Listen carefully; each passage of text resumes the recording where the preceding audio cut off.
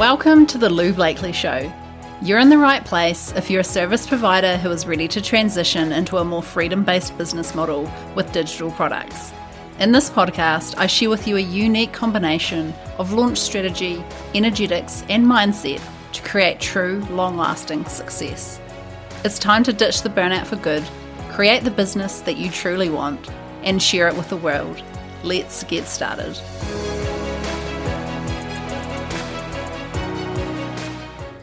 Welcome to the Lou Blakely Show. This is episode 6. So today I'm talking about what's really holding you back from creating and launching your online course this year. So are you an online service provider who 100% wants to add an online course to your business, but even with the best of intentions, you still haven't, maybe even after declaring this every year? Or maybe you've just done a quick whip-up job of a course and hoped for the best and kind of knew that you didn't really put full effort into it. If so, then this episode is for you. So I thought this was an important topic because I often hear from people that they want to create an online course this year, particularly around the kind of start of the year and the New Year's resolution time, like January. Everyone is full of optimism about what they can achieve this year. But usually with an online course, there's a bit of a time restriction. Time is often the reason why we can't do it, right? So you can tend to put it off to later in the year when, magically maybe time will appear. And then, of course, time doesn't just appear. It never just happens like that. Suddenly you don't have a window of time that is the perfect opportunity to create your online course. And then you get to the end of the year and you haven't done it, and then the next year starts. There is still no online course, and the same intention can begin again. Or maybe you just give up that intention even though it's what you really want.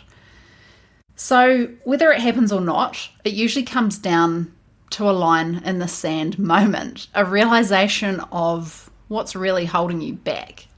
And my intention for this episode is that this is your line in the sand moment.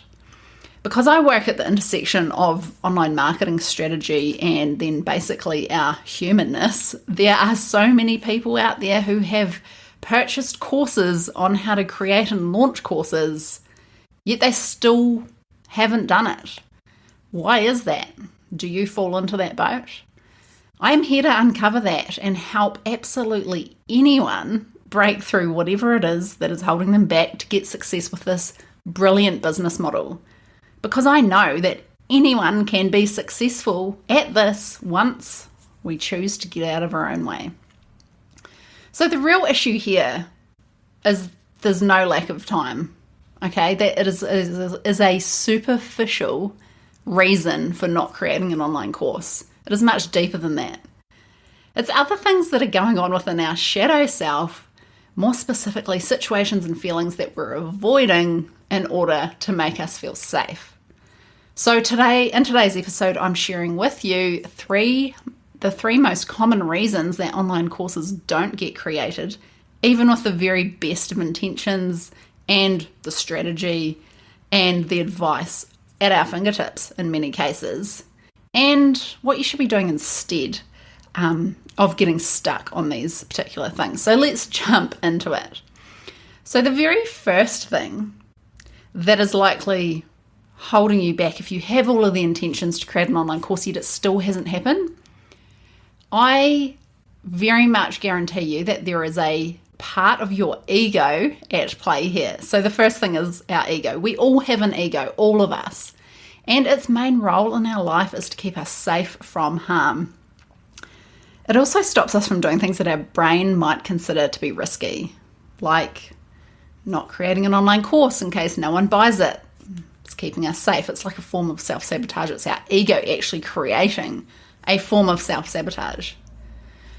Or, maybe we might be thinking that you want to do a webinar or an online workshop and it feels like really edgy for you, and yet you still are really excited by it. It's something that feels like a leap for you. Yet you may never actually commit to doing it and seeing it through because the predominant thought in your mind is that there's a large chance that only 10 people might turn up. And you don't want others to know that. You don't want others to turn up and judge you for there only being, 10 people on the call.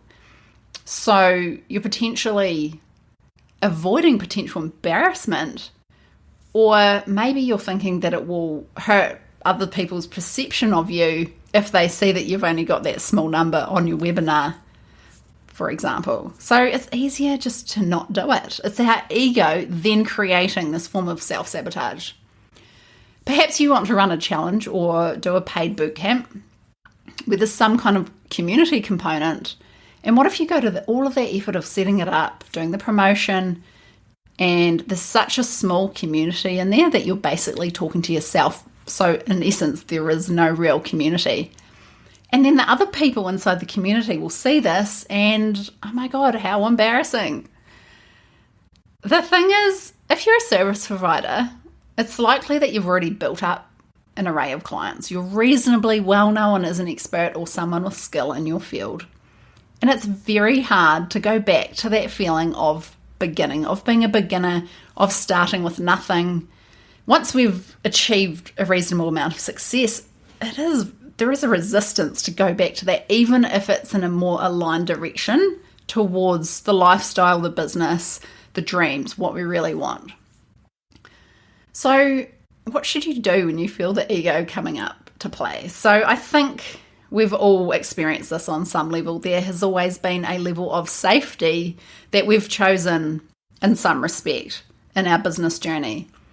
So if this is the case and you're not following through on your ideas and what you really want to give a shot to, then the reality is that you're more committed to your feelings of safety right now than you are to your potential. So you're not prepared to be in the building phase and to be seen and witnessed in your building phase. So you're protecting your ego from getting hurt by not giving yourself the chance to grow and learn. Here's the thing, if you're only willing to feel safe in your business, then it's less likely that you're going to achieve your goals. Sometimes you've just got to take the leap and deal with whatever comes your way, no matter how uncomfortable that is. The honest truth is you will survive if only 10 people show up to your webinar or if no one buys your course. You will learn so much from running a challenge, even if a few people join.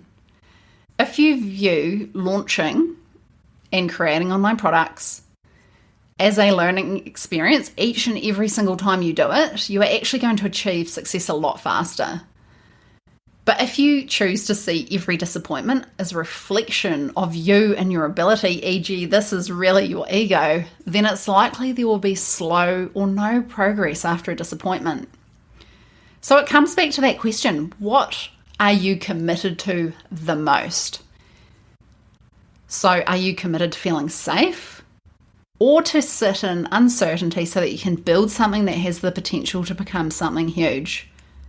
Because in many cases, the only way to success is through that uncomfortable point where it feels like no one is listening. No one is buying our stuff. No one is showing up. I think another important question to ask yourself here is, based on that commitment, what are you willing to leave behind to make your dreams happen? Because what allowed you to be successful with client work and as a service provider or building a freelance business is not going to serve you so much in an online course business model. For example, like one thing is building relationships. Like that is a great thing that works very well in a client-based business, but is not as important, especially in the beginning phases of an online course business. Also, your commitment to potentially self-sabotage your visibility online, that is something that you will need to consciously give up in order to move forward with an online course model and be successful at it. So there is things that we need to intentionally choose to leave behind that may feel very comfortable to us in order to achieve what we really want with the business model that we really want.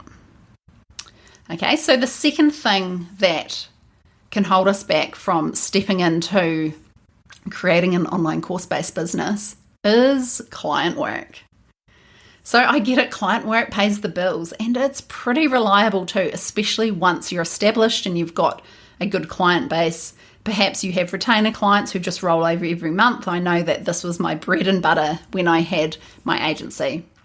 But as a service provider, you may or may not be very over the lifestyle of the endless client work and consistently building other people's dreams, being the person in the background who's making other people's dreams come to reality, yet you're not working on your own because you're too busy getting paid to build theirs. But again, that is a reliable income source, so I get it. Client work can often become a crutch that stops you from doing what you really want to do because, again, it lets us sit in that safe space. Client work can take up all of our time as well. For example, 95% of service providers who work with me, who come to work with me because they want to transition to an online course model, they do not have an audience at all. They do not have an email list especially. They may have a small social following. They usually do not have any email list because they've been more focused on building their client success because they're getting paid for it. So they're committed to their clients, but they're not committed to themselves and their own future growth and their own dreams and their own fulfillment. And this is despite being in business for a few years. It's like that old saying, a builder always has a leaky roof. So it is quite often the same in our own business, especially with digital marketers. So client work is safe, it's reliable, and it can get really comfy, even if you find it unfulfilling and like you're building other people's dreams, because it's safe, it's secure. It's also very time consuming, and it feels like you're always at the beck and call of someone else. It's very similar in a lot of ways to being an employee. I know that when I created my business, I had a realization one day that, this isn't freedom. This is not why I created a business. Yet I had created a job for myself, but instead of one boss, I had like 10 of them. Okay, so that realization was huge for me.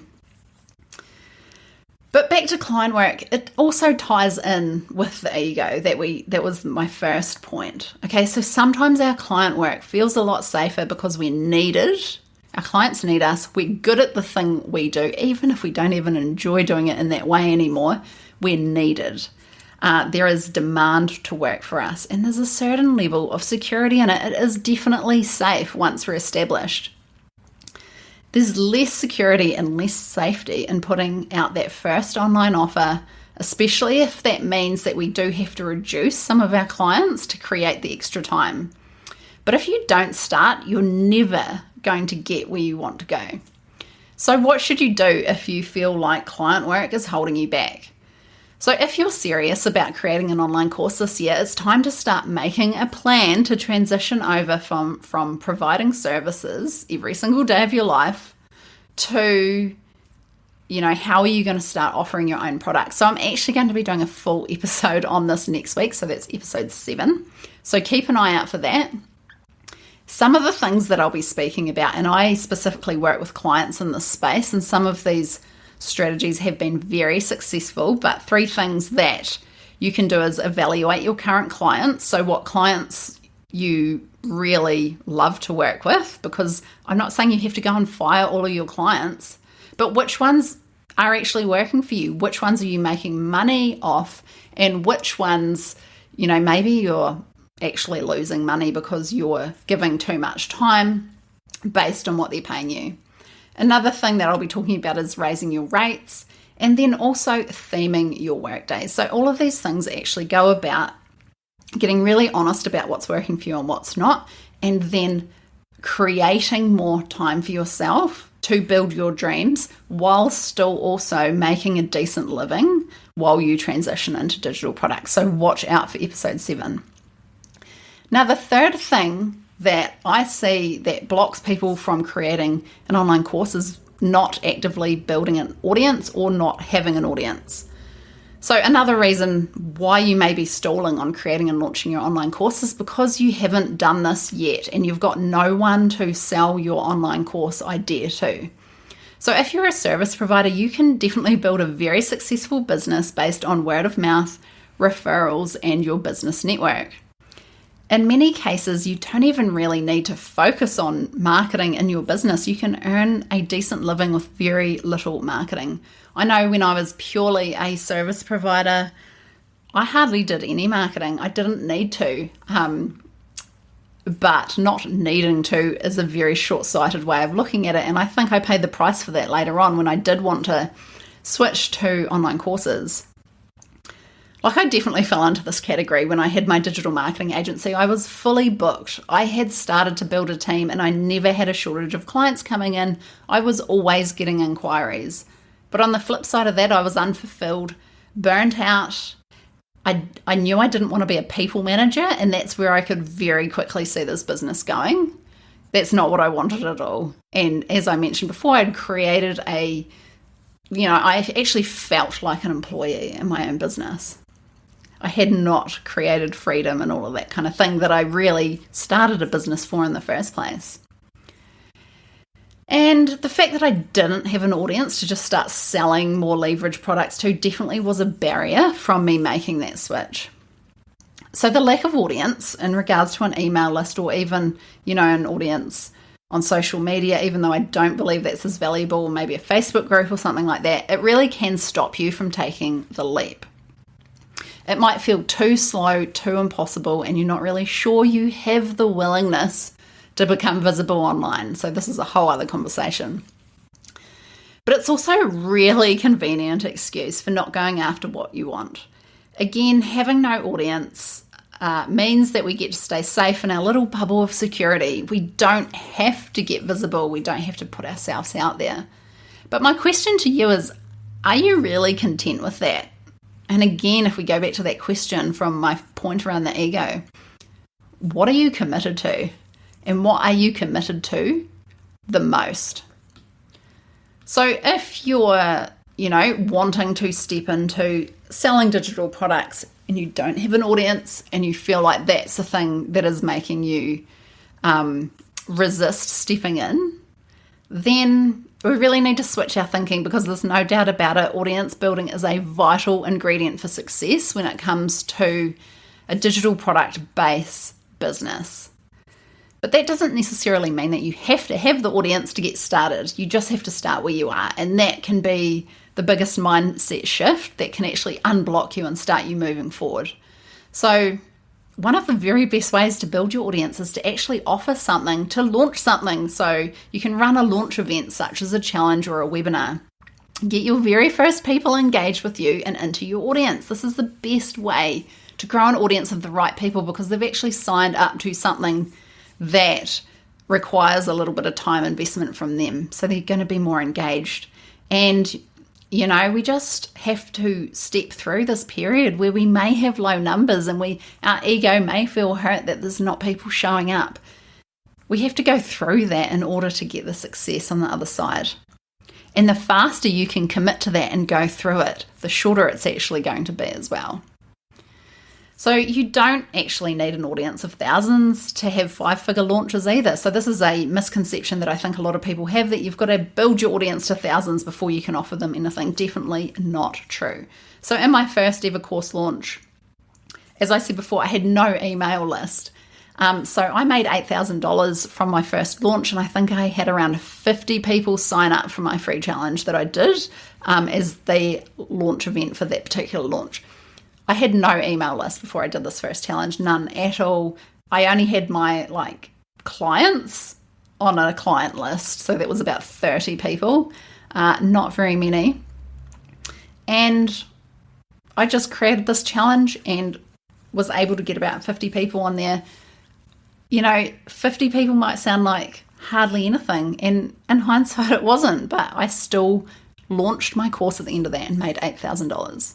And if I hadn't done that first challenge, I actually never would have started building out my audience on my email list. I probably may not even have an email list today. So we have to start somewhere. And if your ego takes a bit of a beating in the process, then it doesn't matter, because what are you committing to? What are you most committed to? So even if you're not planning on creating an online course right now, I think it's important to start building your list right now, because you never know when you'll need it. And that may not be a pre-launch event obviously, but you can do lead magnets, a quiz, anything like that to start building up your list so that you have that option when the time does come. So in summary, here are the things that are most likely to be really stopping you from going all in on your online course this year. The first is your ego and the attempt of your ego to keep yourself safe. The second thing is your client work, which conveniently takes up all of your time, but may not be fulfilling for you. And the third thing is your lack of audience. So the antidote to all of this is to be really honest with yourself about what you're really committed to. And let's stop blaming a lack of time, because we can always create time based on being super intentional and coming back to what we're committed to. Another thing you can do is review your client work and make adjustments where necessary. And next week's episode is going to dig into that in detail. And the third thing you can do is take the leap and start to build an audience today, even if you have no immediate plans to create your online course quite yet. So I hope you found this episode useful. It's probably a little bit different to what you're used to when it comes to launch strategy and advice, but I really am here to help more people step into this business model, and bringing the mindset and the shadow work into it is vital for more people like you to step through, start making progress, get unblocked, and really start to achieve the success that this business model can create for you if you are able to move through these things, right? So I hope you really enjoyed this episode. I hope it was that line in the sand moment for you. And if you had any big takeaways from this episode, screenshot this episode in your podcast player of choice and share it to your Instagram stories and tag me in at @LouiseBlakely_. Thanks so much for being here, and I'll see you next time. Thanks, course creators and go-getters. You're incredible, and I hope you enjoyed today's episode. If you haven't done so already, make sure you hit subscribe in your podcast app so you don't miss an episode. If you'd like to find out more about what I offer, head across to loublakely.com. See you next time.